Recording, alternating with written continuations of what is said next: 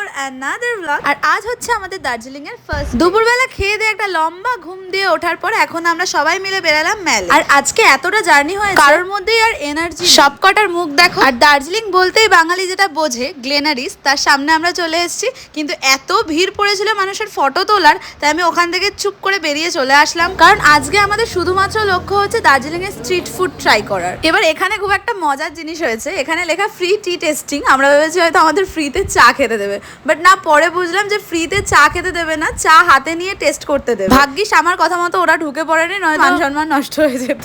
আর এই ফুলগুলো দেখো, তোমরা তো জানোই আমার ফুলের কতটা ক্রেভিংস রয়েছে।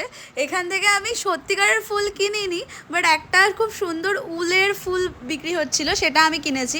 আর এখানে প্ল্যান্টগুলো খুব সুন্দর ছিল, ছোট ছোট, দারুণ ছিল ফুলগুলো, আর এত বেশি ফ্রেশ ছিল। কিন্তু মনটা খুব খারাপ লাগছিল যেটা কিনতে পারলাম না, কারণ এটা বয়ে নিয়ে যাওয়া আমার পক্ষে সম্ভব না, আর বাড়ি অবধি এটা ঠিক থাকবেও না। তাই আমার মনকে সান্ত্বনা দেওয়ার জন্য রোহিত এটা আমাকে কিনে দিয়েছে। যাই হোক, আমি তাতেই খুব খুব হ্যাপি। একটা ফুল কেনার পর সেটাকে আমি 50 বার 50 রকম ভাবে দেখি। দার্জিলিং ম্যালটা রাত্রিবেলা এক রকমের সুন্দর, আর সকালবেলা এক রকমের সুন্দর। কাল সকালে তোমাদের সাথে শেয়ার করবো ম্যালটা। আমরা যখন গেছিলাম দার্জিলিং, তখন একটা খুব ভালো ব্যাপার হচ্ছে, এখানে একটা মেলা বসেছিল যেখানে সব রকমের স্ট্রিট ফুড একদম হাতের সামনে পাওয়া যাচ্ছিল। চলো ভেতরে ঢুকে গিয়ে দেখি কি কি স্ট্রিট ফুড আছে। আর ঢুকেই বাচ্চা দুটোর সঙ্গে দেখা হয়ে গেল। আর এখানে চলছিল মেলাটা, আর এখানে অনেক গেমস টেমসও হচ্ছিল। যাই হোক, আমরা আমাদের ফার্স্ট স্টলের সামনে চলে এসেছি। এখান থেকে নিয়েছিলাম আমরা মোমোস। এই ঠান্ডার ওয়েদারে গরম গরম ধোয়া ওঠা মোমোটা খুব ভালো ছিল খেতে। তারপরে একটা স্টলে দেখছিলাম চাউমিন বিক্রি হচ্ছিল, সেই জন্য চাউমিন খেতে দাঁড়িয়ে বললাম। আমরা নিয়েছিলাম 1 প্লেট চাউমিন।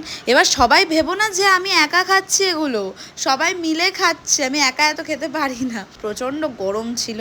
যাই হোক, চাউমিনটাও নো ডাউট খুব ভালো ছিল খেতে। তারপরে আর একটা স্টলে গিয়ে দেখলাম ফ্রাইড রাইস চিলি চিকেন করছে। আমি তো ফ্রাইড রাইস চিলি চিকেন দেখলে লোভ সামলাতে পারি না। অহনা বললো যে দিদি আমিও খাবো, তাই জন্য দুজনের জন্য নিয়ে নিলাম ফ্রাইড রাইস চিলি চিকেন। এটাও কিন্তু আমরা দুজনে শুধু খাইনি, হ্যাঁ সবাই 6 জন না 7 জন ছিলাম, সবাই মিলে খেয়েছি। ফ্রাইড রাইস চিলি চিকেনটাও খুব ভালো ছিল।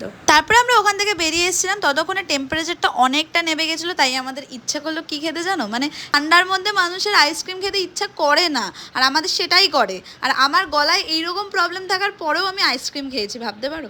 যাই হোক, আমরা একটা আইসক্রিম পার্লারের সামনে এসে সবার জন্য আইসক্রিম কিনলাম। আমি নিয়েছিলাম ব্ল্যাক কারেন্ট ফ্লেভার, দারুণ ছিল বিশ্বাস করো আইসক্রিমটা খেতে। তারপরে দার্জিলিং এ এসছি, একটু চা নিয়ে যাবো না, সেটা হয়। একটা চায়ের দোকানে ঢুকেছিলাম, সেখানে এত রকমের আমাকে চা দেখালো যে আমি কনফিউজ হয়ে একটাও না নিয়ে চলে এসেছি।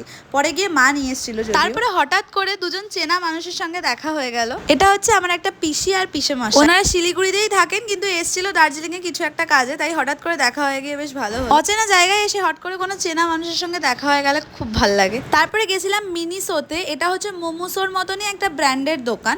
সেখান থেকে আমার কিছু জিনিস নেওয়ার ছিল, মানে আমার কিউটস আইটেম সবসময় খুব ভালো লাগে, কিন্তু আনফর্চুনেটলি দোকানটা বন্ধ হয়ে গেছিল। তারপরে রাত্রিবেলা আমরা দুজন ব্যঙ্গমি গল্প করতে করতে আসছিলাম।